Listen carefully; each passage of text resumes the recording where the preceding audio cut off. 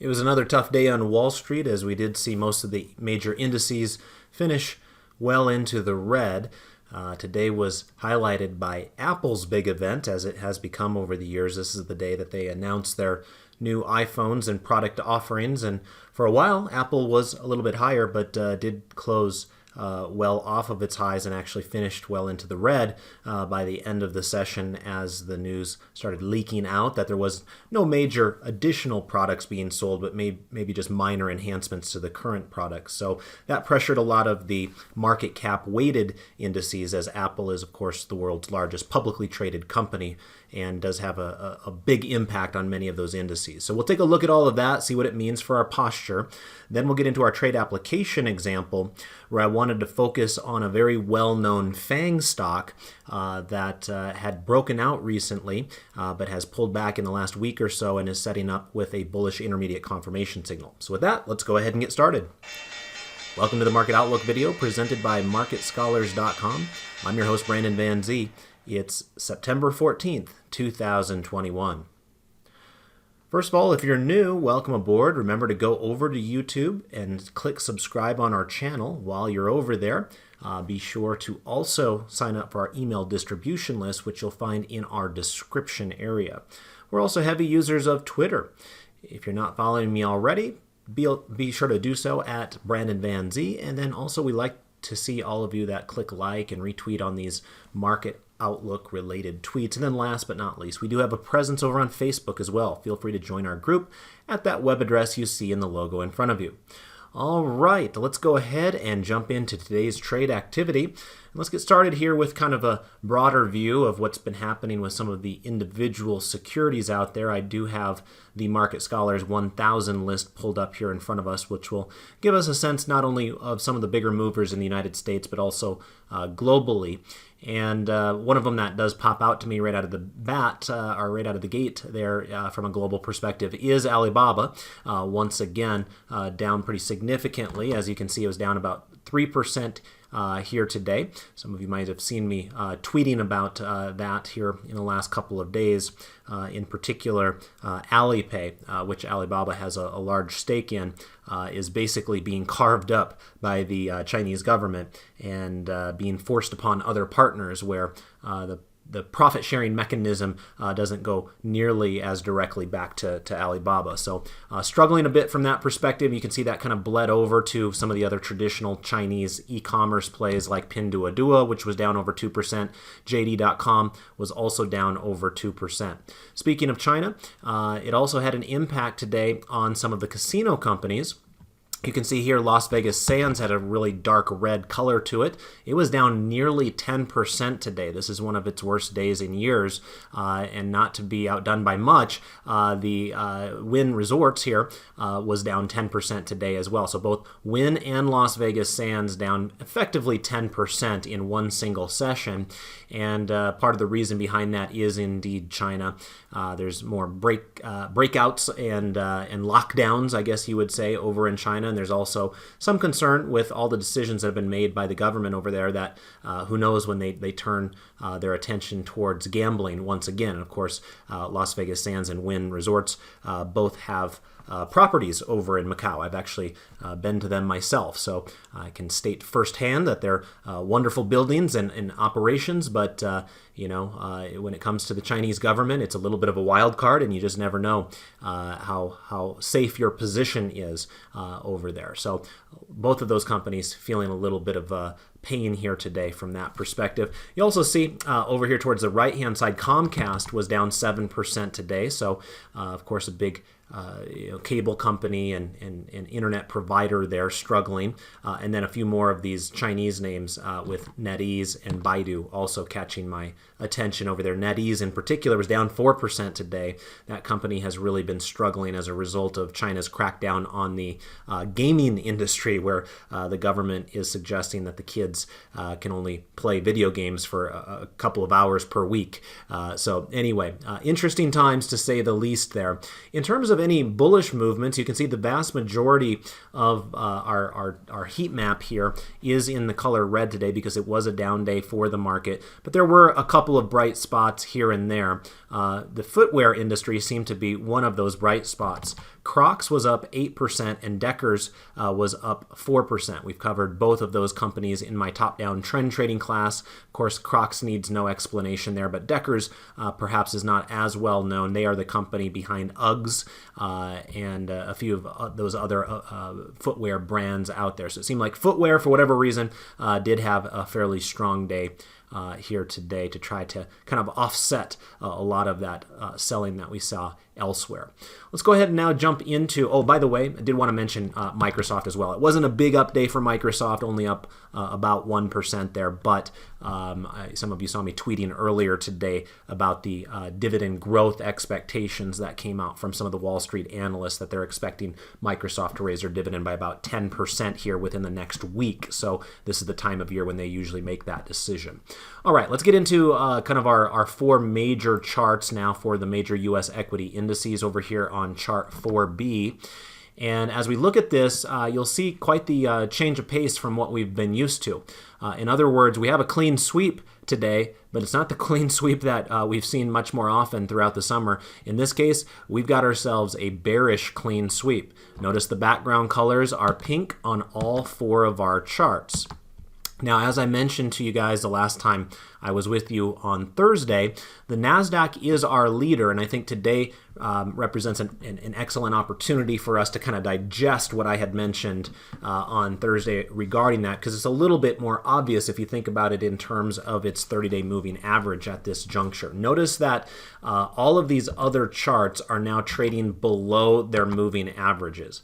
The NASDAQ does have a light pink background, so it does join the others with a weekly bearish posture, but I still view it today, just like I did on Thursday, as the current leader of the market. Now, of course, that can change, and it will change at some point, but kind of have to set your expectations accordingly. And right now, it does appear that the NASDAQ seems to be holding up a bit better than others, and is the only one at this moment in time that is still above a rising moving average. Remember, we can easily identify that by seeing the green moving average right here. And this is a 30-day moving average for those of you that aren't as familiar with our videos. And when the moving average is green and price is above that rising moving average, then that is kind of what that signifies. Now, we have the other colors present as well, so we might as well review those so that way you guys have a better idea as to what it is that you're looking at when David and I do these videos. Up here on the S&P 500, you'll notice that it has a yellow moving average. What that signifies in this particular case is that price is now trading below a rising moving average. And so in other words, we have kind of conflicting signals. The moving average itself, which smooths out previous price, is still uptrending, which is a positive or bullish sign. On the other hand, when price is below moving averages, it tends to be a bearish sign. So you kind of have that yield or yellow colored moving average there to help identify that. With the other two charts, they have the red moving averages.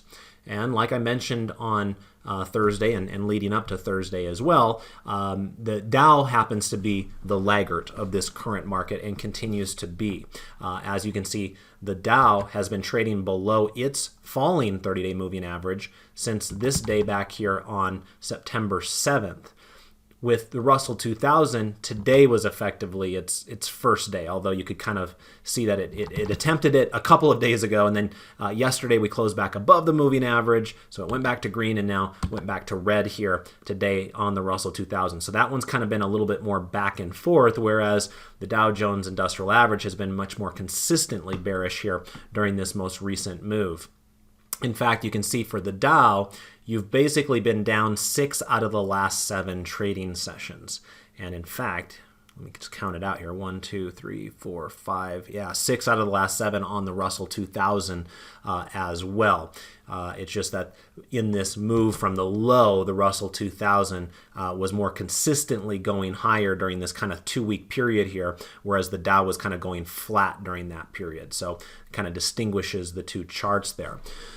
You'll notice that the background color on the Dow Jones Industrial Average chart is that dark shade of pink now. Remember, the other 3 charts that you see have that light pink shade.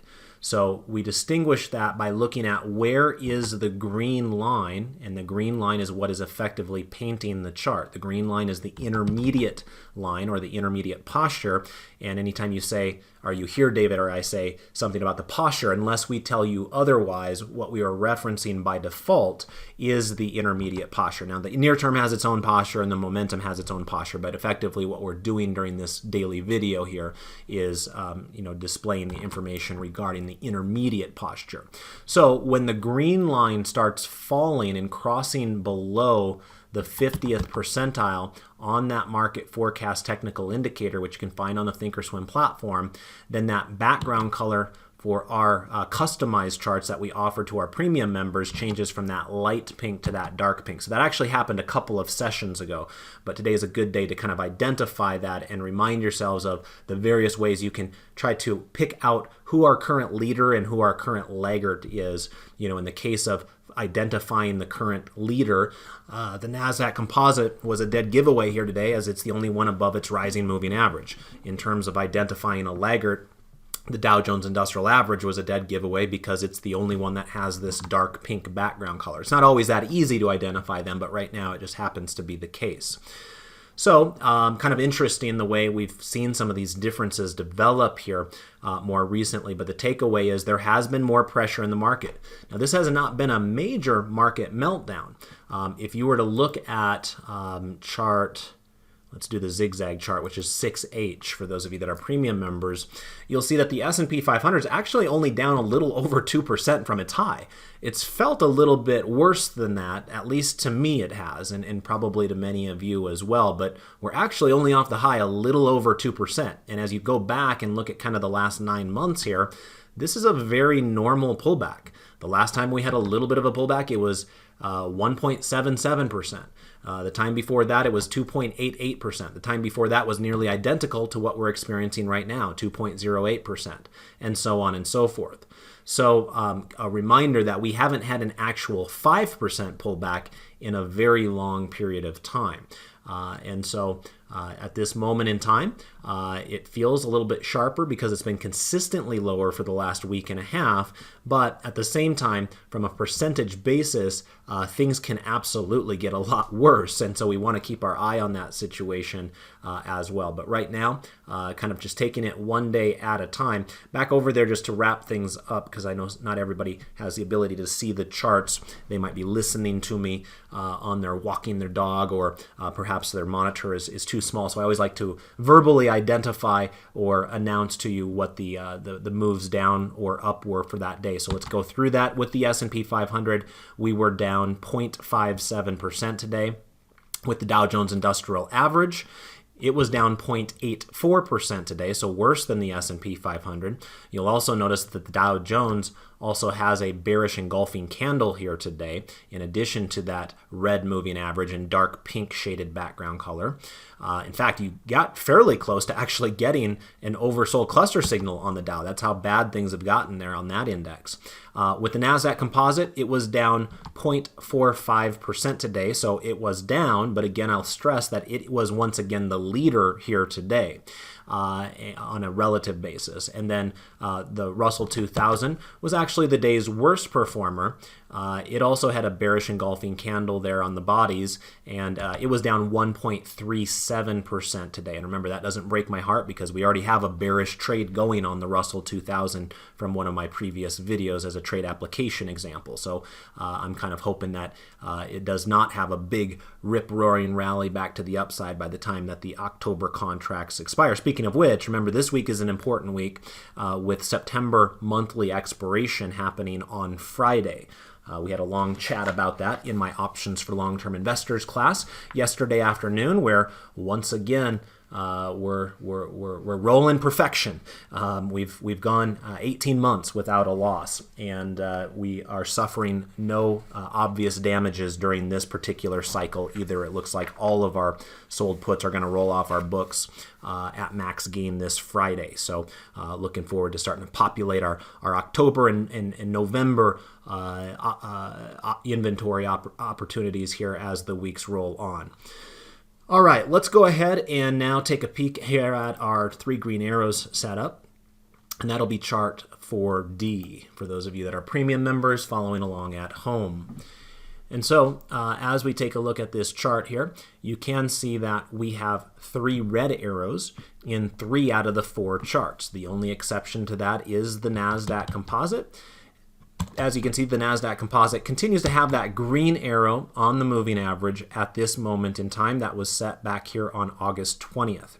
Remember, if we have a down day tomorrow, and it's an aggressive enough down day, and the NASDAQ closes below the moving average, it will then join the others with a 3 red arrow signal. But as of this moment in time, they don't, and it wouldn't be entirely surprising to see the NASDAQ rally from this level, right? In the past, when the NASDAQ has come down to the 30-day moving average right there and right there, it's found some stabilization and an excuse to then kick the bulls into high gear there, as technology and other innovative types of stocks have done quite well as the years have gone on. So more times than not, you have been rewarded by buying the dips there on the NASDAQ Composite.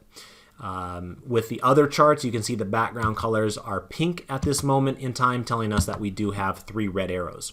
And for the Russell 2000, today was the 3rd red arrow because once again we were back below that moving average, so we kicked in that 3rd of the 3 red arrows on the moving average there. And it's really the same story there with the S&P 500 as well, whereas the Dow Jones has been in 3 red arrow territory for the entire last week, so that one is not as surprising. So again, another way for us to identify who's the leader, who's the laggard. Right now, NASDAQ continues to be the leader, and Dow Jones Industrial Average continues to be the laggard. All right, let's go ahead and pop on over here to the internet briefly. I always like to get a chance to say thank you to those of you that help support this project. 94 of you clicked like for me last time around. Still a little bit shy of where I'd prefer to be, as you guys know, because I pretty much let you know every time I'm doing the video. My goal is to get to 100 likes there on Twitter. And so if there is a way for you to say thank you to David and I for doing these videos, you don't necessarily need to vocalize it. All you have to do is click a button. Click like for us there on Twitter. And remember, there's 4 different ways you can find that specific tweet. Either go to David and I's timeline and just look at what tweet is pinned to the top of our timeline directly on Twitter. Otherwise, we do have this embedded link right here on our website for those of you that watch the videos there. So you can just click the heart button from this level here on our website. We also have the tweet link in question in the description area on the YouTube video that you're watching, for those of you that watch the video directly on YouTube. And then last but not least, we do include the Twitter link on the emails that we send you guys in the notifications, and that'll send you directly to that tweet online where you can like it from there. So we go out of our way to provide 4 different ways for you to do that easily, so that way it doesn't feel too much like a chore for you to go ahead and do that. But like I always say, the more that you support this video, the greater the chance is that we will do it. We don't get any money for it or anything like that. This is not a monetized video for us, so we just do this on a volunteer basis. And for me, as long as we're getting 100 likes, I'm happy to put in the 3 hours that goes into producing this video. If we're getting under 100 likes, then I'm less inclined to do it. I just have to look at my schedule and see if I'm up for it that day and if I have room in my schedule to do it. So do your part. Click like for us there on Twitter, and that will help ensure that we continue to do these completely free videos for you as often as possible. All right. Also, while we're over here, a reminder that tomorrow morning I'll be teaching my factor-based swing trading class. Last week we did pretty well with our trade application there, where we bought Procter & Gamble shares and we're closing them down successfully here yesterday at max gain in a short little swing trade there. And then David will be teaching his options inventory trading class tomorrow at 2 p.m. Eastern time. And with the markets being a little choppier here recently, I have to imagine that he's in a little bit better shape there with opportunities going forward for selling higher volatility types of markets. So make sure you're tuning into those as well. Earlier today, I taught my dividend growth investing class where we had a head-to-head matchup in the healthcare space. So feel free to check out that recording if you're interested and a premium member. And David taught his directional option strategies class, and that recording should be available shortly. While we're over here on the internet, a quick little peek on the sector selector, a reminder that this gets updated on Friday evenings, and so it's a couple of days stale at this point, but it will still give us a general sense as to how any movements might be affecting our mindset. A reminder that this sector selector is based upon an equal weighted philosophy, not a market cap weighted philosophy. So sometimes there's some nuance to that. But we once again saw healthcare leading the way last week. That was its fourth straight week where it did lead here at the top of the hill. Information technology clocked in at number 2 there and supplanted real estate, as real estate had a little bit of a give back week there last week for those of you that were paying attention to that particular sector. And then utilities kind of held the line there at number 4. Energy remains dead last there. They did have a little bit of life to them here more recently, but not enough to kind of click them into a higher ranking the way that we go forward with this relative strength ranking system that I use on the sector selector here. All right, let's go ahead and pop back on over here to our charts, and let's do some 12 grid analysis. Starting with chart 5A, this is our asset class 12 grid. And a reminder that the background colors of the charts signify whether the intermediate posture is bullish or bearish. If the background color is green, that means we have a bullish posture according to that intermediate line on the market forecast technical indicator. And if the background color is pink, then that means that we have a bearish posture with that intermediate line on the market forecast. So let's go through some of this information here. Bitcoin was up today. I heard Cathie Wood is out there proclaiming that Bitcoin would have the chance to go to 500,000. Now, whether that happens or not is anybody's guess, but perhaps that gave Bitcoin a little bit of life today. It was up about 3.5% here today. Now, you'll notice this is an interesting place for Bitcoin. Bitcoin had a really solid move here off the lows here in late summer and has been kind of tracking sideways here more recently. But as it stabilized right at its upward trending 30-day moving average. I don't mind Bitcoin for a bullish trade right at this exact moment in time. Now, things do change there, and this is a very, very volatile asset class, so that could change as soon as tomorrow. But right now, I kind of like the way that it bounced up and off of that moving average. However, having said that, the intermediate line is at 61 and falling, and therefore we would consider that to be weakly bearish at this moment in time. So you'd have to kind of take a little bit of a leap of faith for a trade like that. But I do like the fact that it's kind of stabilizing right there at a level where you would anticipate a bounce might develop. Other areas of note today, I would point out long-term U.S. Treasuries had a heck of a day.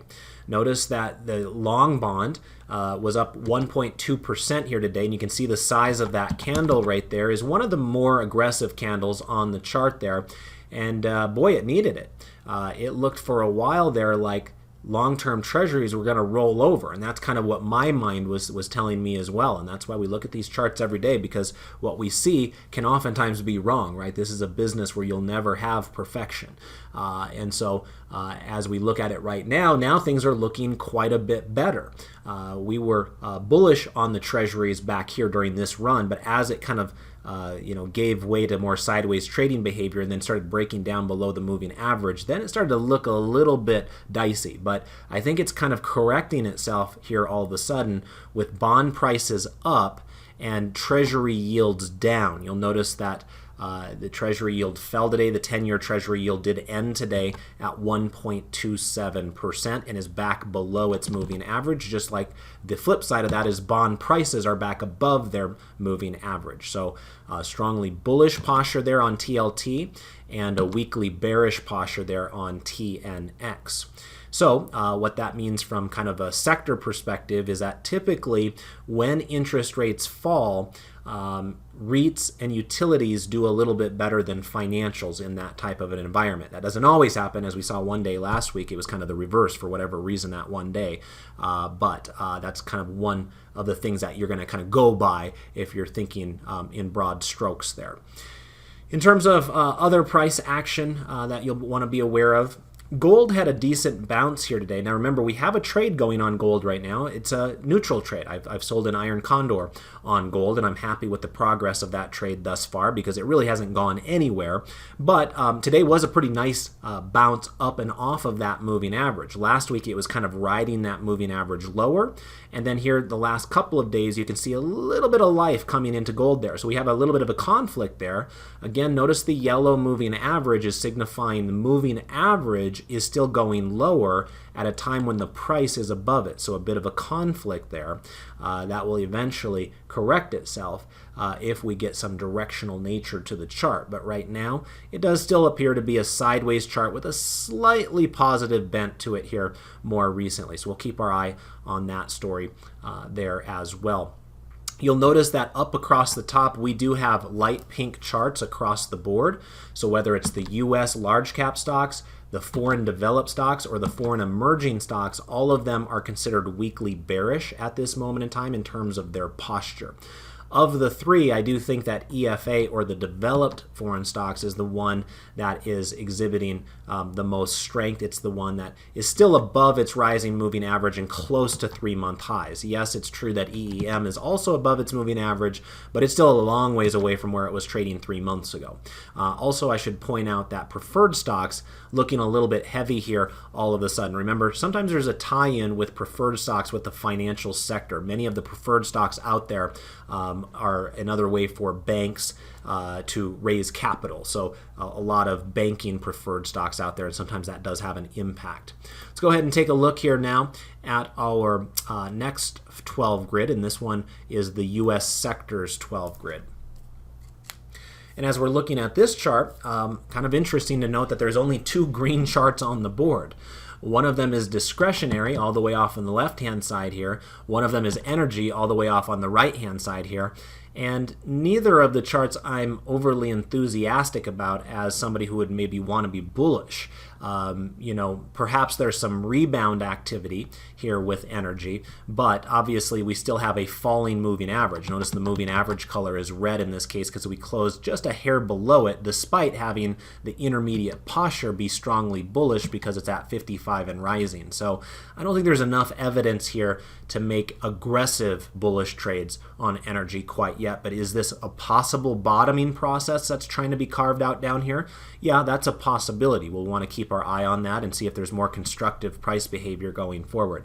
Discretionary looks a little bit more appealing than energy, as it's still trading near its highs of the last 3 months, but it does seem like it doesn't have a lot of steam behind the move at the same time. So I just kind of feel like we're in a bit of a lull from the current broad market perspective, where it's tough to get really excited about aggressive bullish trends to the upside.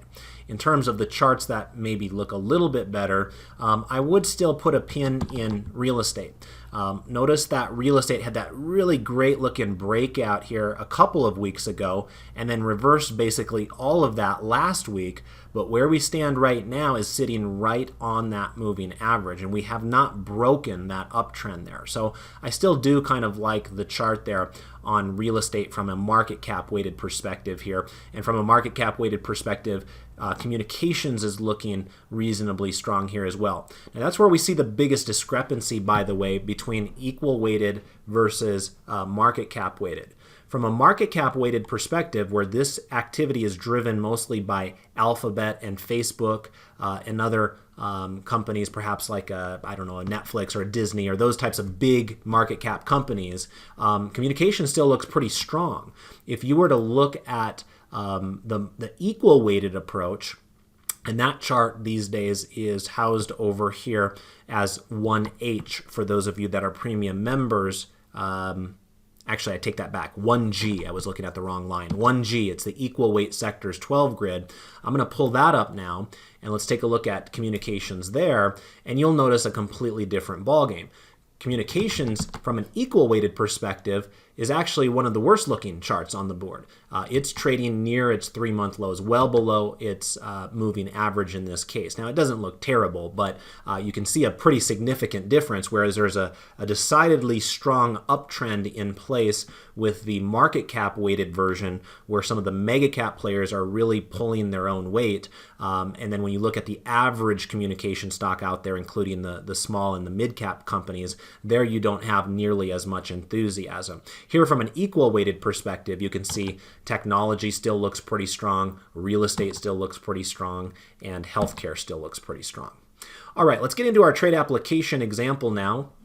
Speaking of some of those communication/media types of companies that are out there, I wanted to pull up a chart of Netflix. I mentioned in the intro that our trade application was one of the original FANG stocks here, and the N in the FANG is Netflix. And those of you that have been watching the markets recently probably noticed that Netflix went on one heck of a run here recently. Starting with this big move here on August 19th, we had this massive candle, and this chart took off without looking back. Look at all of those days in a row of upside behavior there out of Netflix. Now, nothing grows to the sky forever, so eventually there is a give back, and that's what we've been experiencing here in the last, let's call it 4 out of 5 days. Things have kind of spilled over to such a degree that we have a specific trade setup on our hands, and that trade setup is known as a bullish intermediate confirmation signal. And a reminder that that's a kind of a buy the dips signal. And what you're trying to identify are trends that are strong with a more recent market pullback that gives you an opportunity to get into those trades at more favorable prices. So I think a lot of us would look at this chart and say, yeah, this is still a chart that looks reasonably strong. It's a stock that has a bullish posture for the time being. We're at 80.29 and falling. So remember, this could go to a bearish posture here very quickly if there's more sell-off days on the horizon. But as of this exact moment in time here, with the closing price on the afternoon of Tuesday, the 14th, we do have still a bullish posture there on Netflix. So that's step one: identify the bullish intermediate bullish intermediate posture. And then step two is look for where the red line is. If the red line is in the lower reversal zone, the same day that the green line is still considered bullish, then we have that signal, and that is what we have right now. Now, as you are aware, a lot of times you'll hear David and I discuss ways to identify, better setups versus worse setups and things like that. And one thing I will say about this is that the blue line is not in a perfect position for us. A lot of times we like to see that blue line somewhere between 50 and 20. So maybe this is not a perfect setup here, but it does provide some flexibility in the trade selection that I went with. In this case, what we are doing is selling a bull put spread. Remember, this trade was already done while the stock market was open, and I sent out those trade alerts to all of you that are premium members with all the fill prices and the strike prices and all that kind of stuff. But what I think I did was the October 550 as my sold strike, which happens to be pretty much right where the upward trending 30-day moving average is right now. I'm kind of circling it on the chart. So that's the important level. 550 is my sold strike in that bull put spread. My bought strike was $5 lower than that at 545. Remember, we buy a put in a bull put spread as part of our insurance hedge. And where that comes in handy is if we are just spectacularly wrong with our initial analysis and the stock just plunges well below 545, well, we're covered because we would then own a long put in that case. We would still lose money. We just wouldn't lose additional money because we would be capped with our losses in that particular spread. It's got what's known as defined risk. So that way it gives you more confidence to place the trade knowing what your worst case scenario is. Now, what we're hoping happens with this type of a trade is for this stock to stay above the sold strike price, in this case 550, for the next 30 days or whatever the October monthly expiration is. So that provides a little bit of flexibility because right now it looks like, boy, this thing is really rolling over. But you can see that we've got quite the air pocket here between where it's trading right now and where this moving average is that happens to be 550. And therefore, I don't need to be perfect with my timing on this. I just have to be kind of in the general direction. So what I'm kind of banking on is the breakout bullishly will hold, and this is not going to all of a sudden come down and start forming new lows. And if that does happen, then I stand a good chance to make my 30% return on risk, which is typically what we shoot for with these bull put spreads and also bear call spreads. Any of our credit spreads, we're looking for those 30% return on risk traditionally. So anyway, that's the trade idea that I had for you here tonight on one of the well-known FANG stocks that has broken out recently. Kind of broke out at a tough time because the market was about ready to get a little bit weak, but because it was on such a tremendous bullish run, even a pretty aggressive pullback here more recently is still par for the course. This is still a buy the dips mindset with Netflix, despite a little bit of turbulence in the rest of the stock market. So that's what I had for you here today. If you got value out of tonight's video, I ask one and only one thing from you. Just click like for us there on Twitter. Obviously, you don't have to do anything, but don't be surprised if we don't do the videos in the future either. So we all got to do our part there. If you get benefit from these videos and you want to help support them and help encourage us to do them as often as possible, then just click like for us there. And we'll do our best to be back in action for you as the days go on. So with that, I want to wish you all the best of success with your trades and your investments. Goodbye for now.